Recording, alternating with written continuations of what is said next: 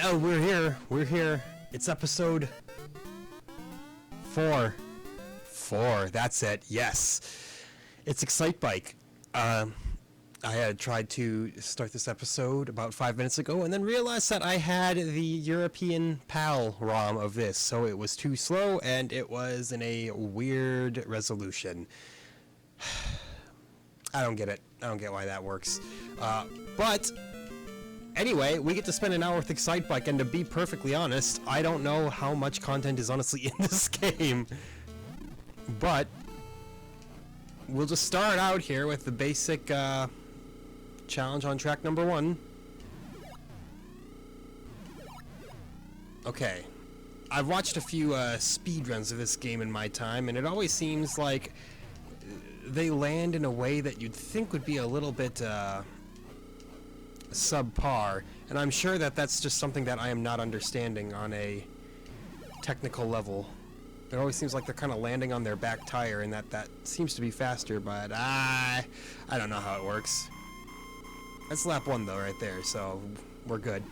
Yeah, I'm willing to bet that a fairly wide majority of anybody watching has likely played Excitebike in some form or another. That was brutal. It's as simple as just holding down the A button to accelerate and then just balancing yourself out when you yeet yourself off a ramp. It's honestly, for an early stage NES game, despite the general kind of lack of a lot of content, it's a really, really fun game. I've always enjoyed Excitebike from a very young age. It's got that sweet simplicity to it where the mechanics just kind of click perfectly. Okay, here we go. Next track, I presume. That's terrible. Unless this is the exact same track and it's just having us try it again. It's possible. They all kind of look pretty similar. Oh no. Jebaited. It looks simple, but there's definitely a certain amount of finesse required to making sure you don't completely biff it every time you fall down. Gosh. Okay, you can apparently mash to get to your bike quicker. I don't remember it awfully well, but I can remember actually playing Excitebike 64 in a McDonald's. You know, back when McDonald's had those, like, Nintendo 64 stations where they had, like, 3 N64s in a triangle in the play place. That was always the highlight of a McDonald's run. And I remember Excitebike 64 had the original Excitebike built right into it, and I believe that was the first time I ever played Excitebike. Was in a McDonald's on an N64 kiosk, which really is where most people's firsts come from. Take that whichever way you wanna. Oh, look at that! That's beautiful. It's the kind of game where if you mess up once, you're most definitely in a kind of dangerous place, because then you'll lose your momentum.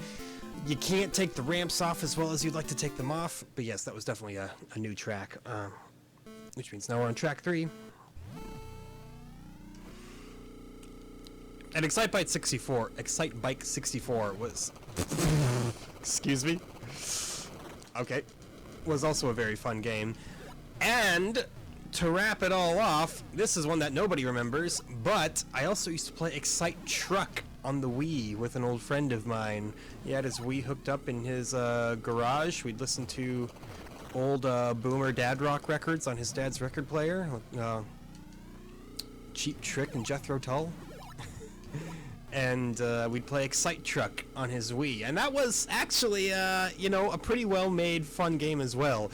Not exactly what one would expect from the Excitebike legacy. Oh, gosh, how do you...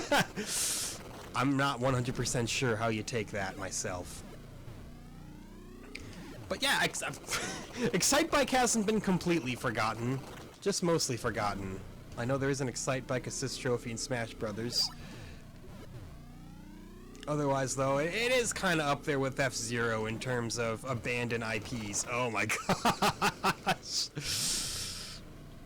I'm definitely missing the trick to that. This section is easy. Don't even get me started on this baby section. Ooh, will we even make third place? Yes, we will. With bright, brilliant colors, but we certainly didn't get the top. Podium is all you need, though.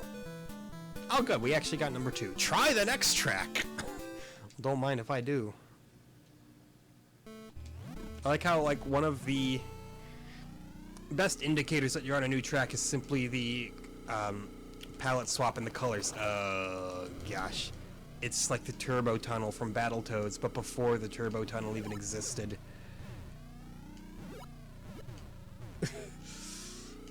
Boy, if you wanted a speed run, this is not it. I can tell you that much. I said I enjoyed Excitebike, not that I'm exceptionally good at Excitebike. Ooh, that's a big old bait. Again, much like the turbo tunnel. I swear, when they designed the turbo tunnel, they probably played Excitebike and thought, let's do that, but faster. Don't worry, we will definitely see Battletoads in the future.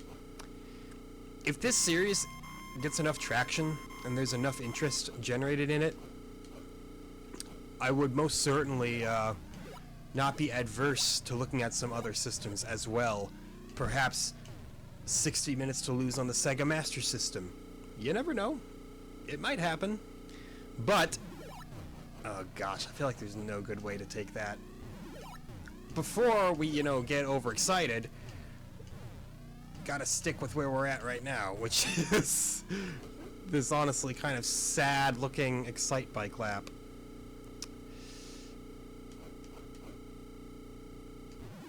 Did we make anything good happen there? It says 118 for third. Oh no! Yeah, we missed third place. We didn't even make it onto the podium. And that is how you game over an Excitebike. Now, does that mean we can just skip directly to it? Yes. Yes, we can. So, immediately, as you may guess, the fact that there appear to only be 5 tracks in the game is a little bit of a red flag in terms of how much actual content you're getting in Excitebike. But that doesn't mean that there's all there is to the game. I'm sure that we'll have the time to witness what else there is. I probably could have skipped to track 4 just to, experience all of it, but I just want to give this one another shot. I want to see if my abysmal performance can be improved upon.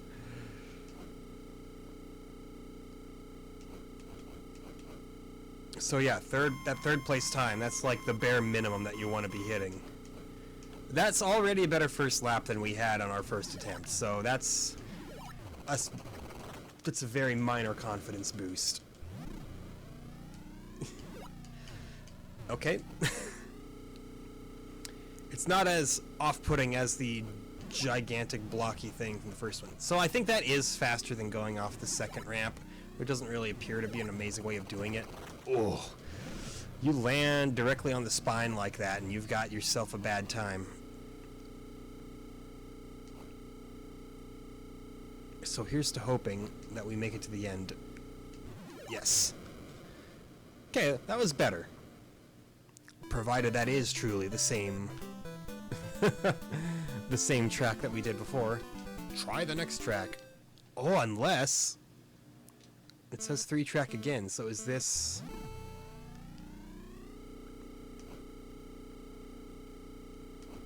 This is the one that annihilated us, I think. Admittedly, as you may be able to tell from my confusion, I'm not 100% sure how this game's progression is laid out. Things weren't quite as clear back in the day.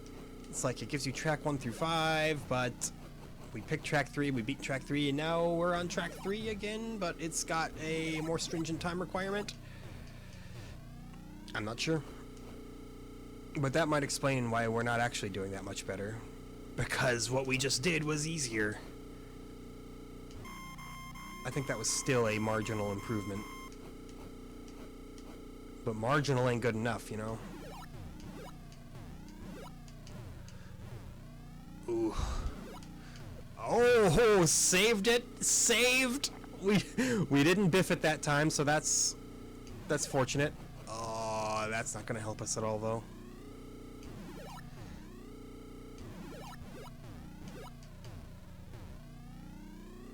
Okay. Yeah, I'm not thinking that we're gonna make it there in time. A mere, like, 5 seconds left.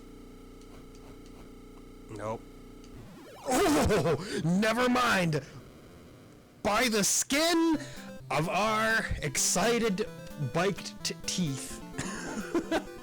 We passed. Okay, so now we're on 4 track. So does that mean that if we select track 4 in the menu, it would bring us straight here? I'm not entirely sure. Because it seems that there were multiple track 3s. Excuse me. Oh, no, no, no. As you may expect, memorization appears to go a long, long way in this game.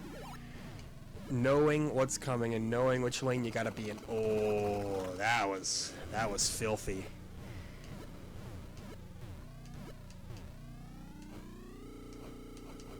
Boy, and that was just unattractive in every way.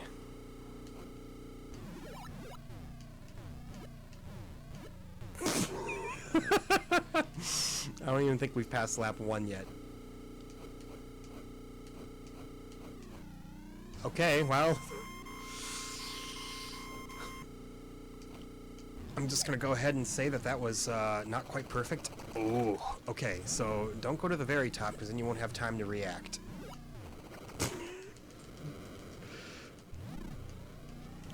This dude trained all his life to show up to the 1985 X Games here, and he's making an utter fool of himself in front of everybody. Okay, that was kind of neat. It's not going to be enough to save us. Especially not if we do that.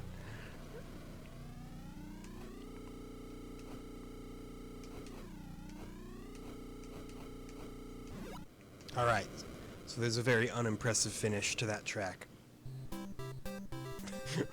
Ranking 8. Oh, whoops. So I didn't actually mean to do that, which means I'm going to actually reset the emulator, which is perfectly within the rules. So there is Selection A and Selection B. Let's go back to track 4, see if we can make it past and get something a little bit nicer out of it. Then we can check out Selection B, and then the design section is where it's at. I mean, it's less where it's at if you got this game in America. If you had the Famicom Disk System version of this game and you could actually save the tracks that you designed, it's a thing of beauty. But that was something that, you know, we poor Americans just didn't quite get. Because we didn't ever get the Famicom Disk System. I don't know how that happened, but I'm here for it.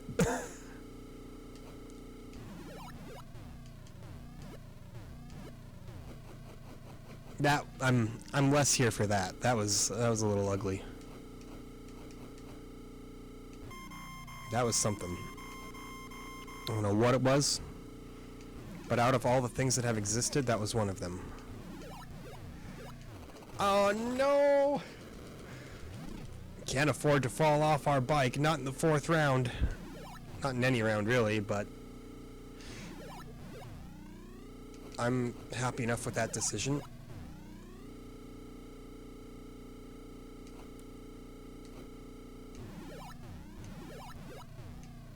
I'm not so happy with that, though.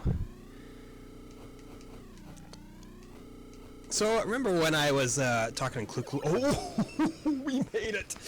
I was gonna say, remember when we were talking in Clue Clue Land about how a lot of these older games were longer, just based purely on the fact that it was difficult to even play them? Oh yeah, we got that here with Excitebike. So it appears that each track has 2 variants, if I'm reading this correctly.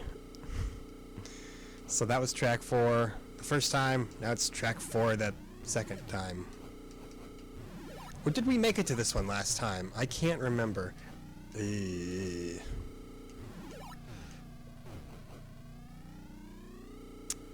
know, I actually own a Hot Wheels game for the Game Boy Color. Don't ask me why, but I've got it. And you would not believe how similarly it actually plays to Excitebike. The entire game is basically based around, like, evening out your car while you take it on sick jumps. Yeesh. That was really gross. Yeah, this feels more like where we we messed it all up last time.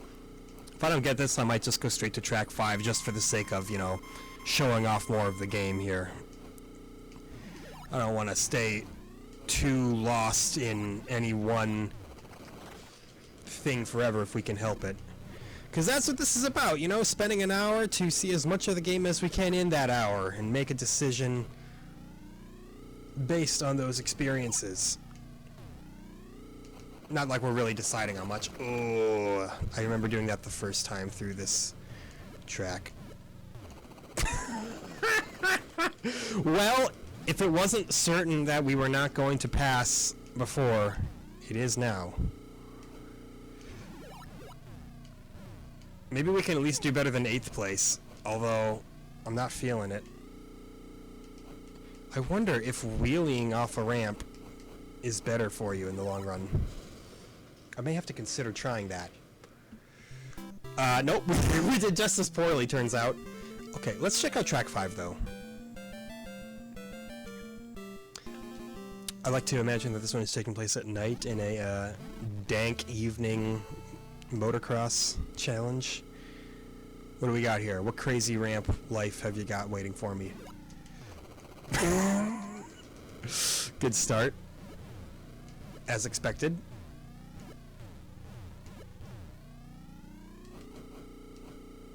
Okay. I like how you fall up ramps in this game too. It doesn't send you backwards. It's like, nah, just tumble upwards. We got you covered.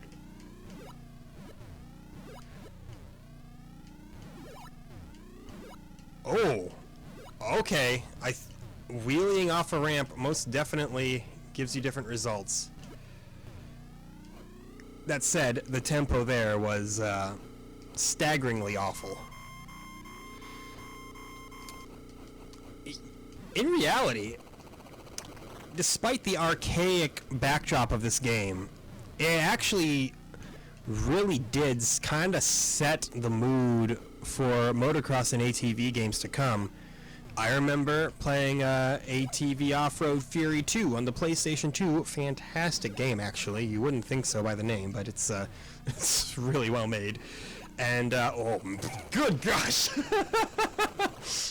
And a wide variety of the events were very much based around, you know, just evening out your ATV, keeping your tempo throughout a bunch of bumps and ramps. And there's something to say about that gameplay style. It's honestly really addicting and extremely fun. We gotta at least try to get past track 1 on 5. Track 5, round 1? Is that what you'd call it? I'm still a little bit unsure.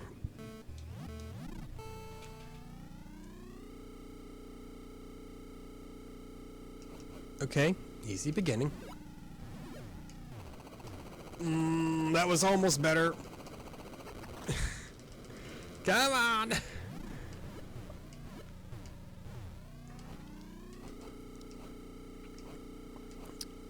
Almost better, but almost doesn't quite count.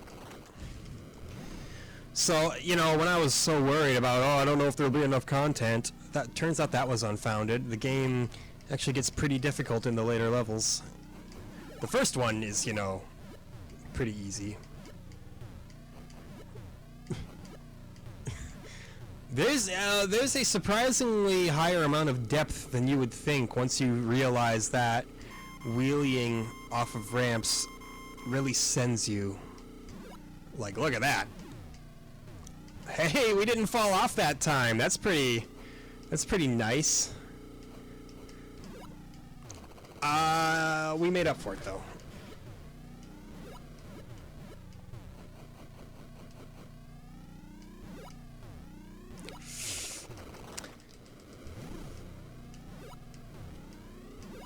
There we go. Just launch yourself. If you can get in a good rhythm on these ramps, they aren't that bad, but getting in that rhythm in the first place is a tricky situation. I do actually own this game. I do own an original copy for the NES of Excitebike, so that's something. Now, there doesn't appear to be a way to get back to the original menu without just resetting, so we'll do that. We'll check out Selection B, see what they got in Selection B. Ah, okay, so this is where they throw in other racers to mess you up a little bit. And boy, they are quicker than us. Suffice to say. And you can't run into them. I like all the people behind me, too.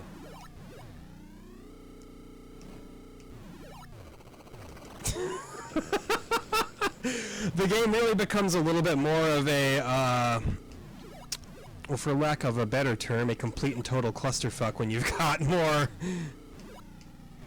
bikes on the track.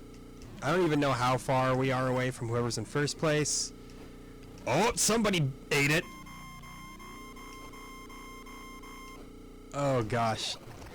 You'd think that this wouldn't have come as a surprise, being as I own this game and I have played it before, but I guess, you know, something has just some supernatural force has just prevented me from ever selecting Selection B.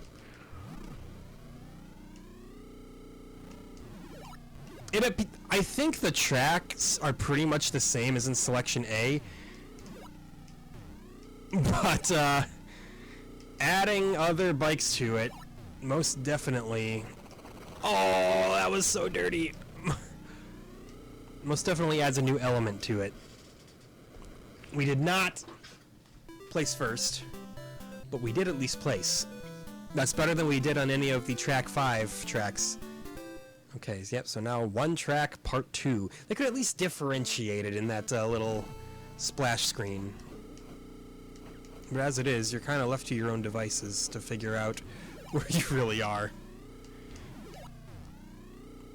Hey, I'm fine with that. Oh, no, I landed right on him! Really, Selection B is just a slightly more annoying version of Selection A. Like, yes, it feels much more like an actual race. Whereas Selection A just feels kind of more like an exhibition, but ooh, that was filthy. But, I don't necessarily feel like that's automatically a good thing. Because in the end, you're still racing against the clock, too. The actual placement of the other bikers doesn't seem to matter at all. Your placement is still determined by your overall time. So the other bikers are really more of an obstacle than they are an authentic placement indicator. Oh yeah, look at that launch. We avoided that entire grassy patch, which we haven't done before, so hey. Oh, we narrowly avoided getting sucked into the abyss right there. And we did place first that time, so. It's our new record! That's right, it is. Mama, I'm coming home. I actually have a cousin, who is, gosh, I believe he's a motocross racer in, the X Games. He's participated in there a couple times now. Ah, gosh, I cannot land properly. Which I'm completely unsurprised about, because his family always had, like, a dirt course in their yard and everything.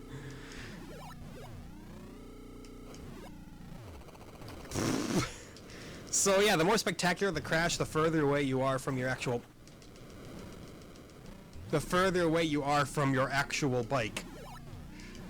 See, now, getting poached from above, that's just rude. Oh, and running into them from behind. It makes these sections pretty miserable.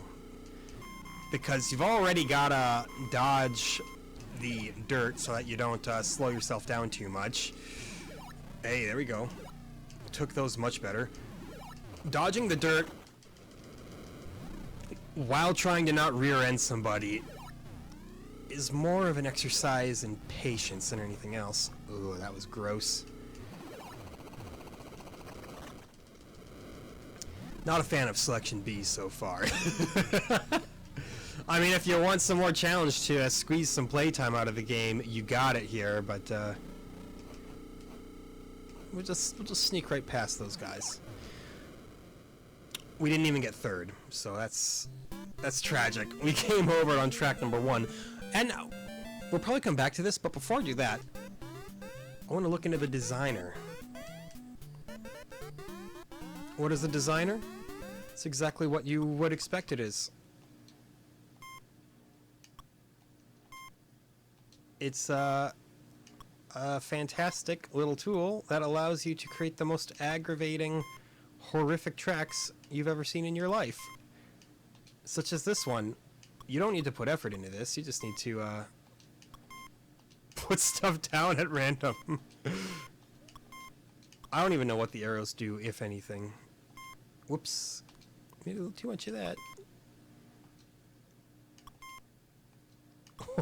That's just disgusting. Like, half the battle is just figuring out what all of these are. You'd pretty much have to write this down on your own little cheat sheet.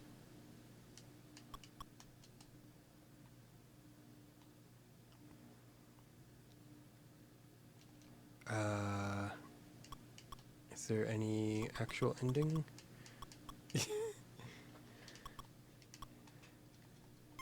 Oh, there we go, yeah. So now there's gonna be a bunch of ending after an absolutely disgusting gauntlet. Lap 1? I guess I need 2 laps? Is that what they're trying to tell me?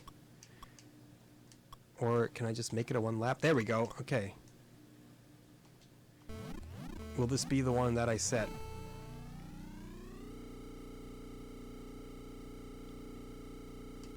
Yep! So here's the horrific course that we made. Now, when I'd mentioned earlier that Famicom Disk System players got the much better end of the stick, using the disk system, you were able to actually save these tracks. I don't believe the US version really allows you to do so. It lets you save them for the play session that you're doing, but it does not allow such a thing. It's a new record, great. It does not allow such a thing when you turn the game off. So anything that you've created, you save it, turn the game off, it's gone. It's just gone forever. Oh, that's right. Play mode B. Oh, let's see how the AI handles this track. Spoilers, nobody can handle this track well, because it's not designed well at all. I mean, this track wasn't designed at all. This was literally just a group of every possible ramp type thrown into a horrific sea of terror.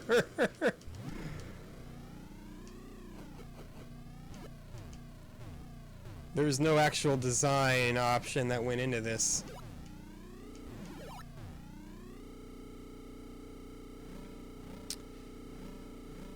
And look at that. It's awful. But it's still a new record because it's a created track, so what are you really gonna do about it? What are you gonna do about it? Whoops, I did not mean to do that. So let's reset it back here. Go back into selection B. You really, again, like I said, you gotta kind of write down the cheat sheet of what ramps are what in that designer, because it is not necessarily a user-friendly experience. The UX on that is, I mean, really about as thought through as the track that I made. That is to say, not at all. Oh, did you see that? That was just disrespectful. This entire game mode is disrespectful. Mode B is my enemy. Mode A is my friend. You know, I mean, what are you gonna do about that, right? No matter which lane you go into, you're gonna run into someone. That was blatantly my fault, however. So yeah, Mode B is kind of the mode that you play when you just really want to be angry about something. I don't really get angry at video games, though. They're too beautiful of a thing to waste negative emotions on. That sounds like an absolutely fucking dweeby thing to say, but I truly do believe it. My entire life I have had a very strong appreciation and a genuine love for video games. They've always just kind of felt like this miraculous thing, to be honestly, where like even the bad ones, even the ones that get a bit of a spotty reputation, I look at them and I say, hey, someone still had to make that and pour their time into that, and the fact that it exists at all is something kind of miraculous in a way. I mean, we've turned a bunch of zeros and ones into something that you can interact with, and in a lot of ways something that you can build a bond with. I mean, I know so many people whose, not their entire lives, but like specific stages in their lives have been so defined by whatever video game they were playing at the time. And maybe with some people there's a taboo surrounding that, and they'll look at that way of thinking. They'll say, well, what? That's pathetic. Why don't you make bonds with things that matter in life? And it's like, hey, you know, it's no different than any other hobby. It's no different. If your hobby is working on your car, I respect that. If your hobby is crocheting, I respect that too. Some people may say, well, with crocheting, at least you're making something. Hey, I'm making content right here, dog. Not content that necessarily everybody's going to want, but hey, not everybody's going to want what you crocheted either. Or if you're working on a car, they might say, hey, at least it's a skill. Video games is, like, playing video games is a skill, man. I know lots of people who just can't do it. And I don't belittle them for that. I don't perceive them as being less than me, because that would honestly be an absurd take. What I'm getting at is, video games are like any other hobby. They can be abused. They can consume your life if you let them. But if you respect them and you respect yourself, they're just a wonderful thing that can enhance your life. Anyway, that's my bizarre little rant here. But I do mean everything that I said there.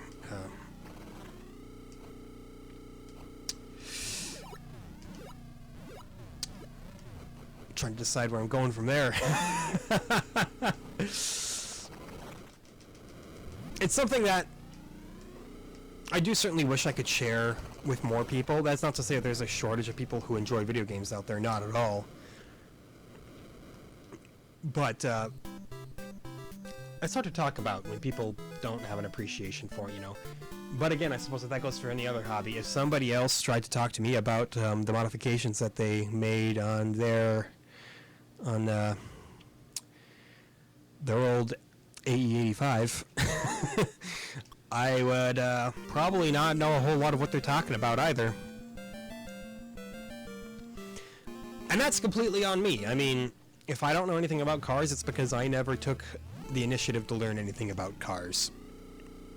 And well, that's not an if. That's that's factual. That's just how things are. I know very, very little about cars. I mean, I drive one. I take probably minimal care of it. I should put more effort than I do into the maintenance of my car, but I'm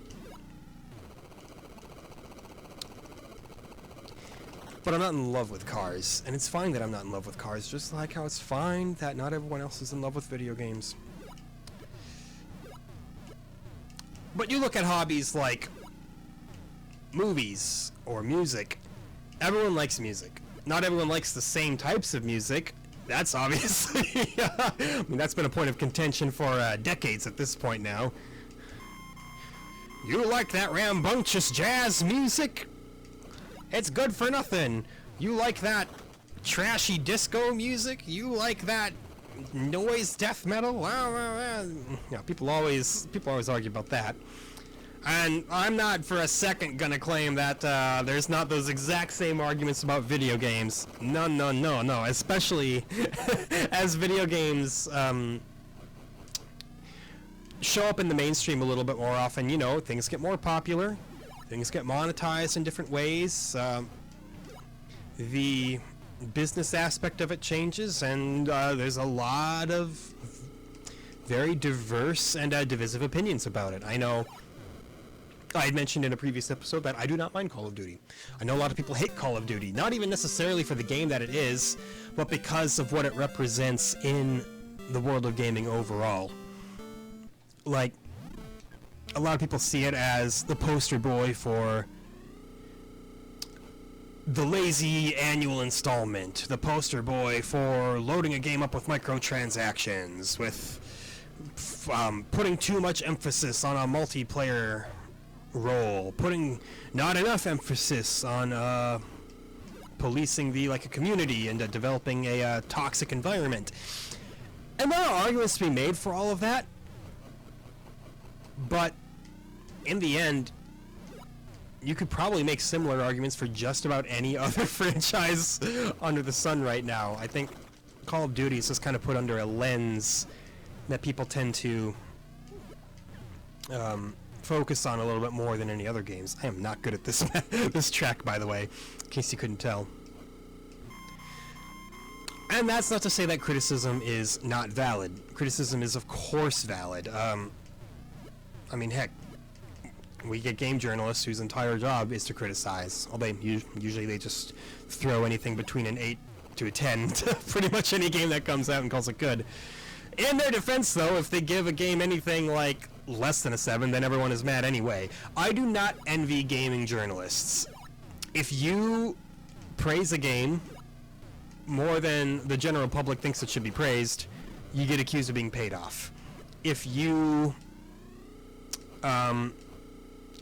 grade a game lower than the general public thinks it should be graded, then you're accused of not being paid off. I saw that most notably, we're gonna try this again, I saw that most notably in the release of Battle for Bikini Bottom Rehydrated. I believe IGN gave it a 5 out of 10. Which, I mean, 5 out of 10, that in any world that should mean average. But, of course, in the system that we've kind of fostered and nurtured, a 5 really kind of means it's bad. And there were a lot of people really upset about the fact that it got a 5 out of 10, saying, like, well, what the heck, it's a great game. It's like, yo, it is. But what did you want them to grade it? I guess I saw very little conversation about what people would have preferred to see as a score for that game. Plus, not to mention, you're saying, hey, that shouldn't be your opinion. Which, honestly, there are some opinions that are probably objectively incorrect opinions. I know that seems like kind of the antithesis of the entire concept of the opinion. But, oh yeah, they exist.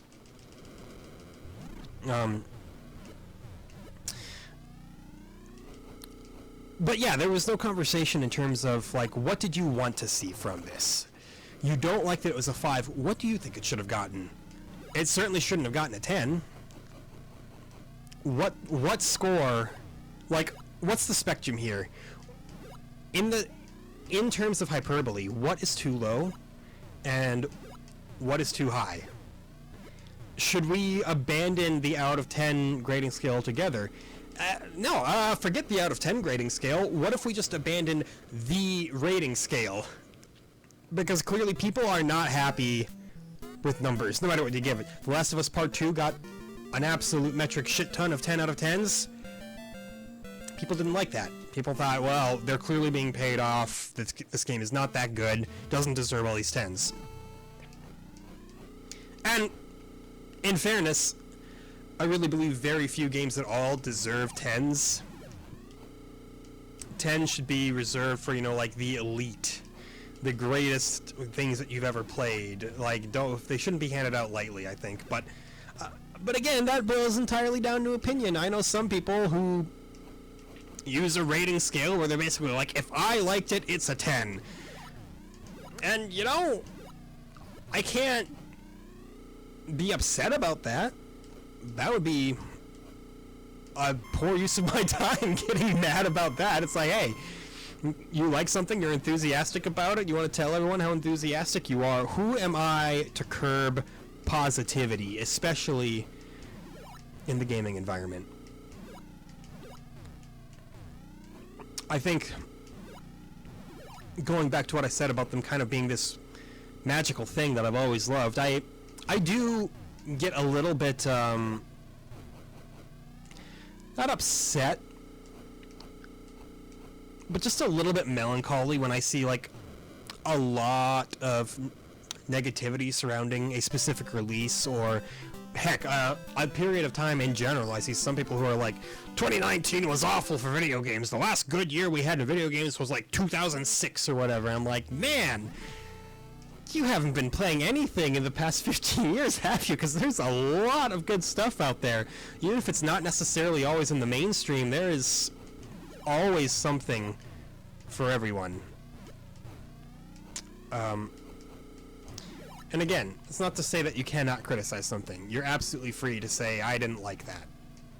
But it's when you get the kinds of people who are just like so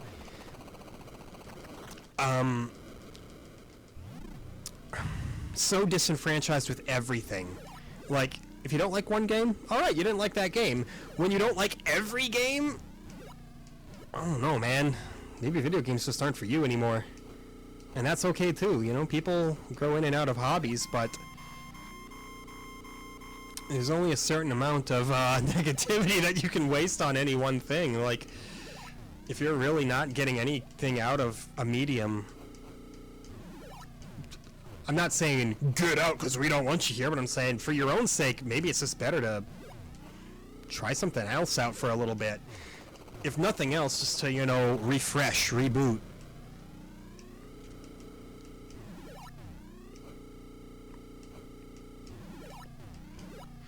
Now, I can't really speak to if The Last of Us Part 2 truly did deserve a bunch of 10s or not, because I haven't played it.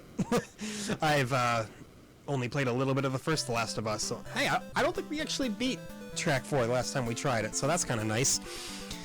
You know, if I could spare you a moment to talk about the game that I'm actually playing here, instead of just going on a 20-minute rant about video games and the general psychology of those who play them. I don't know. I'm just a simp for video games, and and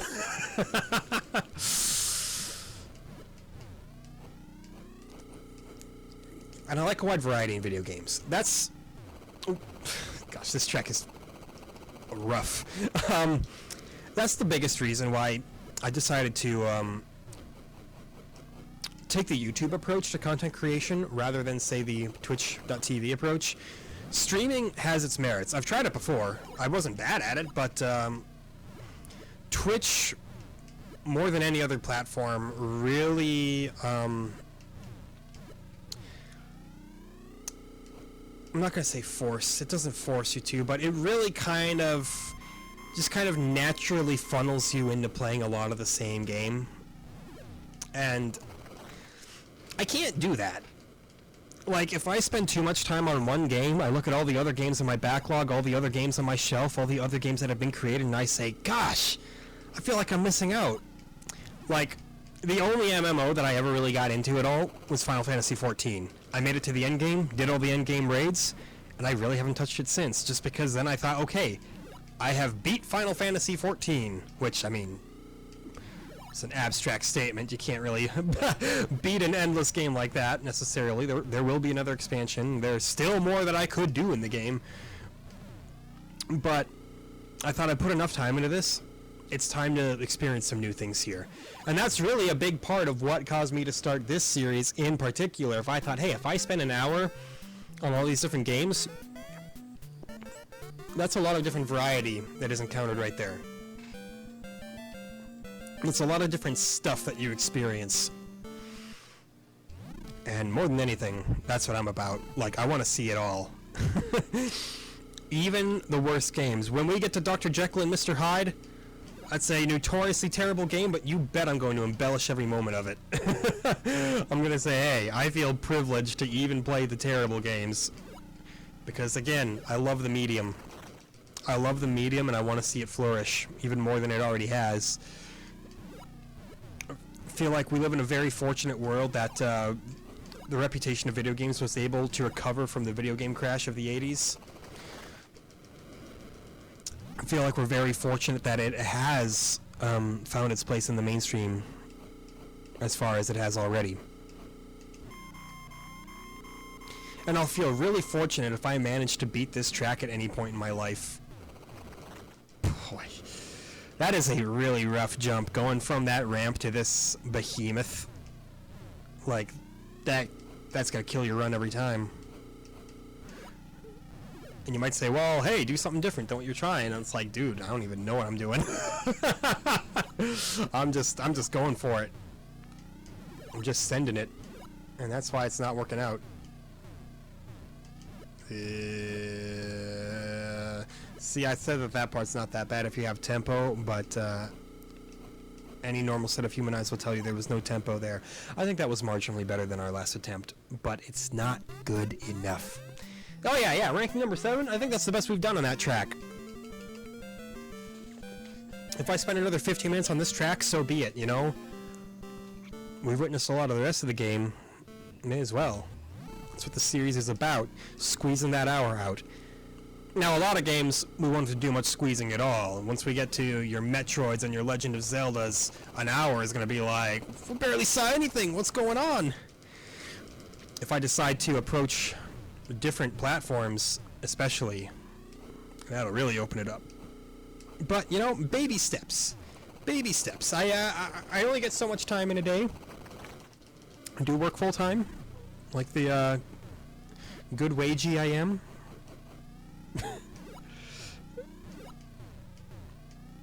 And I know I had said this on a post that I had made about this video that definitely not everybody who watches this video will see.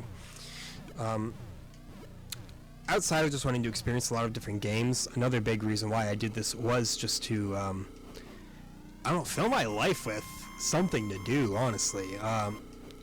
We all hit that point, or at least the vast majority of us hit that point where we get disenfranchised with our career. You work your 9 to 5 or whatever shift you work, it starts to just mean less and less to you the more that you do it, and then you think, what am I here for? What am I even doing?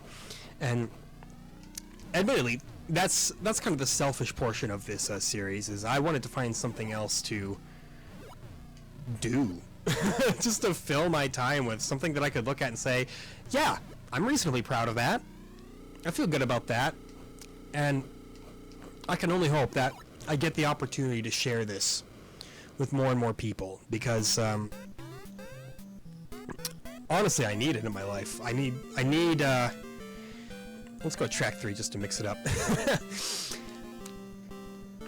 I need that feeling of a connection with people that says, I made this. If you enjoy it, I encourage you to keep watching it. And there were pits of self-doubt in my own mind that thought, come on, are you really that narcissistic to where you think people want to watch you play video games? Do you really think that that is something that's going to work out for you? And then but you know, that's anxiety talking. That is pretty much the definition of anxiety. Pits of self-doubt like that, when you just start telling yourself, why would anybody care about that? Because I looked at myself and I thought, well, wait a second, I watch people play video games all the time. I have a couple of YouTube personalities that I very much enjoy watching. They bring comfort into my life, they bring entertainment into my life, and they're a bright spot of my day every time I see an upload by them. So I thought, well, heck. Why would you be so down on yourself when you yourself watch this kind of content regularly? So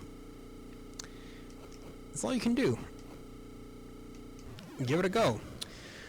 We're given technology. Use it. So here I am using it. I know, I got this kind of scuffed setup where I've got this fake green screen that is probably pretty distracting. It's either that or my disgusting unfinished room behind me, but hey, it doesn't have to be perfect. Small beginnings. Someday I'll be able to finish my basement and paint a wall green, and that'll be that'll be when I've said, yeah, I've made it. Even if I'm sitting at a mere 20 views of video, you know? You gotta be happy with any incremental progress that you can make. And that's something that, you know, I kind of foresee is I really have to keep myself from falling for the gamification of content creation. It's so easy to get caught up in the how many views do I have? How do I get more views? Like, am I doing well enough? Should I give up? It's so easy to fall into that trap. And then it just kind of becomes a mental stress and a burden on your mind. I know in the small amount that I tried streaming, I definitely got into that trap. I was like, okay, I've got 12 viewers. Now how do I make sure that I always get 12 viewers? And how do I keep the content rolling so that people enjoy it? Blah, blah, blah, blah, blah. And it wore on me. Part of the reason why I haven't gone back to attempting streaming, because it just didn't suit me. This suits me a little bit better.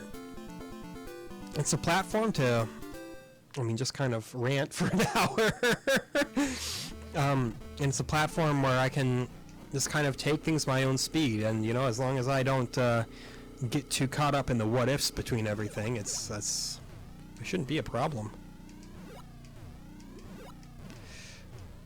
Basically, I'm just happy to be here.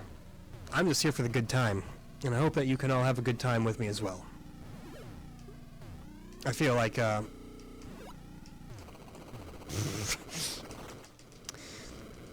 entertainment is important. And if I can be entertaining for you, well then I'm tickled pink. I know maybe some of you get a little turned off by the constant brown nosing and thank you, oh, you mean everything to me, but it's important to express gratitude when you've got it. It just is. Some people don't express enough of it. And I don't think, with a lot of people, I don't think it's because they specifically want to be rude or anything, or because they're trying to come across as ungrateful, but, it's just more natural for others than some, and I try to make it a point to display that gratitude when it comes. How am I feeling about Excitebike, you may ask? You've been talking about everything else but Excitebike for half an hour, practically. It's I may have disrespected it. I may have underestimated it. Oh gosh, that was only 3 seconds off there. It does definitely get harder as you go on. And I owe Excitebike a little bit of an apology for downplaying it. Let's go back to track 5 and see if we can make anything happen here. We probably can't. We're probably going to get through without ever seeing track 5 part 2. But hey, that's not the point of this, is to experience all of a game. If I tried to experience all of every NES game with 1 hour each, that would be that would be incredibly impressive if we managed to do that. It'd be like, check out the pro gamer over here. But no. We're just eating scraps. Well, okay, an hour isn't exactly a scrap. It's not gonna beat most games, but it's gonna get you a pretty solid chunk of the sandwich. Oh my gosh, our tempo there is so terrible every single time. Like, you're not beating this track unless you figure out how to get through that area smoothly. I've accepted that. Well. What do we got here? Another wipeout.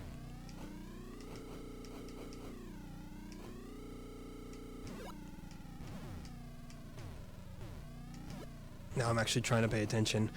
Although, incidentally, I'm not playing much better when I'm focusing than I do when I'm just kind of jabbering.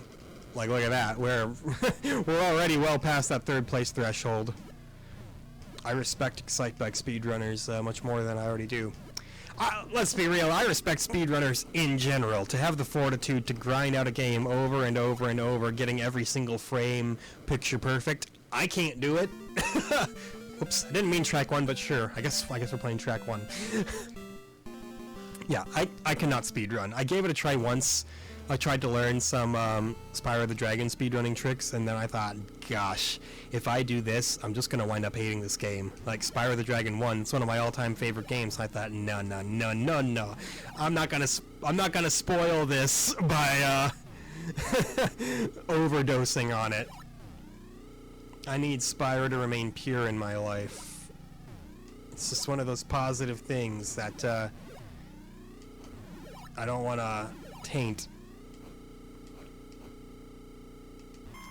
I think I've heard people say that as a joke before in the speedrunning community. They're like, you are too addicted to a game? Like, try speedrunning it and you'll never want to play it again.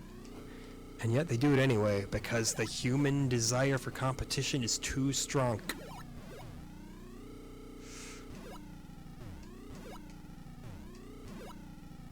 Look at those jumps.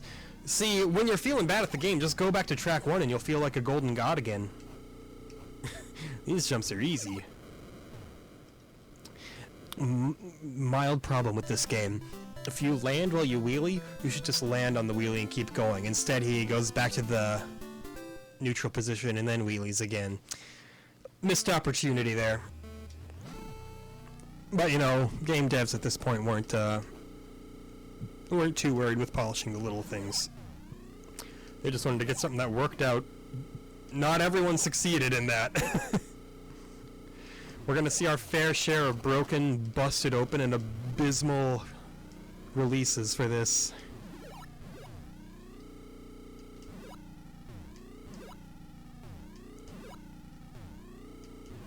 Anybody who has spent their youth watching old Angry Video Game Nerd episodes already knows.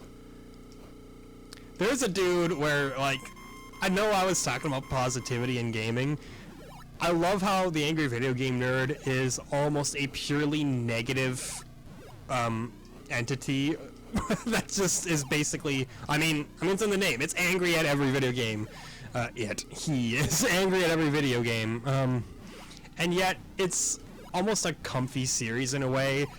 Like, I'm pretty sure, and I don't want to just assume, but I'm pretty confident that well, we all know the Angry Video Game Nerd is a character, and I'm pretty confident that that character is not indicative of James Rolfe's actual feelings. I mean, that's all gotta be exaggerated. That dude bleeds video games too much to be that authentically upset at everything that comes his way. And that's what makes it feel a little bit comfy.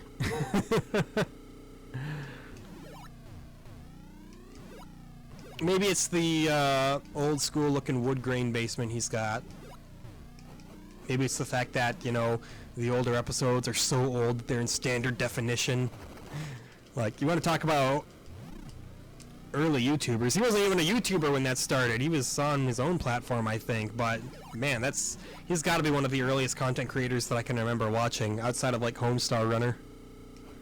Oh, yeah. Homestar Runner. That's that good shit. And, of course, the, mounds and mounds of just bizarre content creators on Albino Black Sheep. Yeah, I was never really a Newgrounds guy. I was always more into the Albino Black Sheep circuit. Things were a little bit more absurd there. I was very much into the animutation movement. Old classic Flash videos like Shumway, Chocolate Niblet Beans. Who can forget the Colin Mockery versus Jesus H. Christ trilogy? Now I'm reminiscing about some real outdated internet stuff here, but you can't stop me. See, these earlier levels are no problem. Track 3, I remember initially thinking, oh, things are getting a little hard. After track 5, nah, dog, this is simplicity at its finest.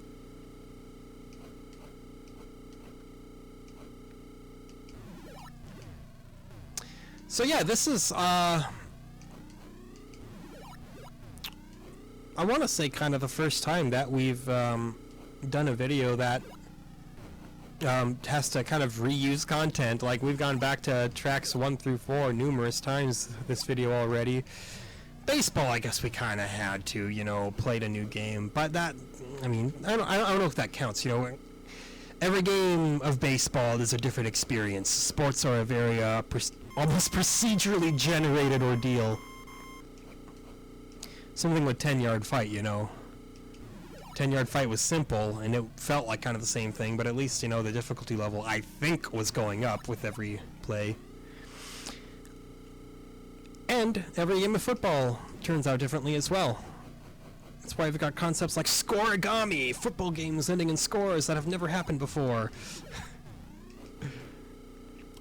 Boy, that episode would have probably been a better time to bring up that concept than, you know, an Excitebike episode, but... Hey, we did it. Yeah, so that's exactly an hour right there, pretty much. What do I think about Excitebike? I mean, it's a classic. It's got a very addicting gameplay loop.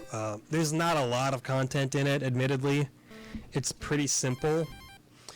A lot of it just kind of boils down to, you know, kind of that Clue Land concept where you're just grinding it out to get better and better so you can get those later levels finished.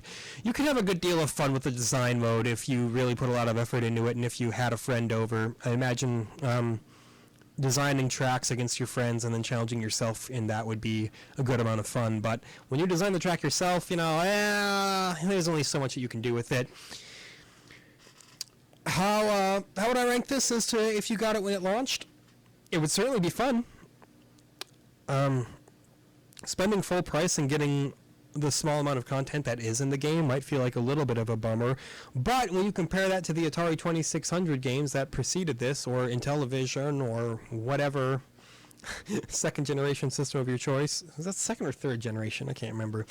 But compared to those, obviously this is a lot of content compared to like Activision boxing or something. But no, it's still a good game. It's still fun. The later levels get a little overbearing, but hey, you need something to keep it going. You need something to work towards. Obviously, I don't have to say if I would buy this or not because I do already own it, so there you go. But all in all, yeah, great game. I believe this is also on the Nintendo Switch Online library, so if you want to give it a go and you do not have a Nintendo yourself, I believe you can play this there as well. Until then, let me check what our next game is on the list.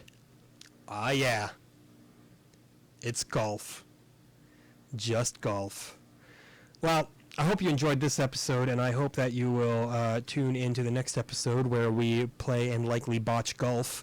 Until then, thank you so much for watching as always. It means a great deal to me, and we'll see you next time. Tell your friends, or don't.